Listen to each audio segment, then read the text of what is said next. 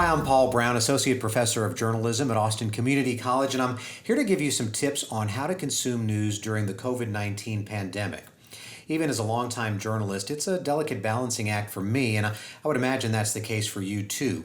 We want to be in the know, but not at the expense of our emotional well-being as we all stay at home. The great news is that in today's digital world, we can control the flow of news coming our way, getting just the right dose to maintain this balance. You can get informed on your schedule and then step away. As I did a little research, I turned to the Poynter Institute, which is a world-renowned training center for journalists from across the globe.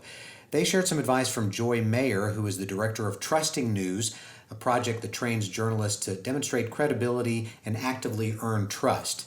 So based on my research and my own personal practices, here are my tips for you. Number one, get push notifications or email updates from your local newspaper. I can't stress enough how important following local news is during the coronavirus pandemic. This is the best source to learn about everything from how local hospitals are able to respond to what the city and county is recommending us do in terms of social distancing. We can find out what's open and what's not. In the case of the Austin American-Statesman, you can sign up online for specific email notifications or go to their app for specific push notifications. Okay, tip number two is pick a local TV or radio news organization.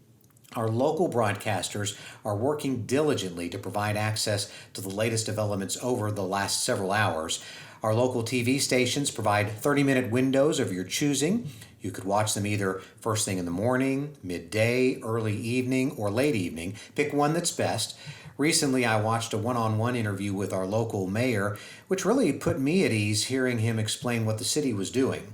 Having an anchor there to ask the right questions is much more informative than just listening to a prepared statement. And on the radio, here locally, NPR affiliate KUT provides ongoing updates each morning during Morning Edition and each afternoon during All Things Considered. Again, a lot of great interviews and context listening to KUT.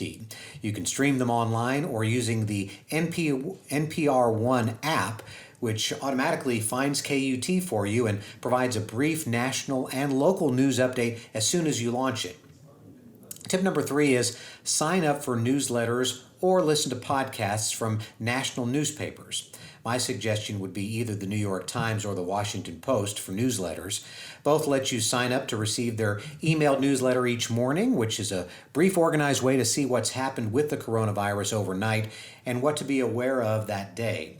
They both have dedicated sections on their websites about the coronavirus, waiving their paywalls for those specific stories.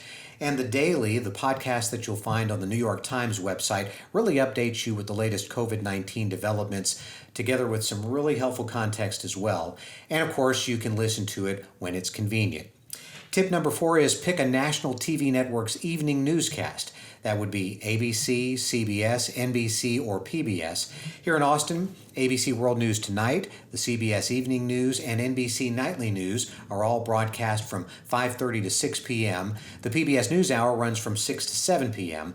Again, like picking one local newscast, watching one of these national newscasts gives a great 30-minute synopsis of what's happened nationally and internationally regarding COVID-19 that day. And finally, tip number five, don't watch too many talking heads on national cable news. This is advice that I'm hearing from a lot of folks inside and outside of the news business. Most of these 24-hour national cable news channels, by design, fill time with pundits providing opinion. There's nothing wrong with opinion, but too much of it right now can make some people feel anxious. If you do watch one of them, though, just know that the morning hours and around dinner time, say about 4 or 5 p.m., is when you'll get more news headlines.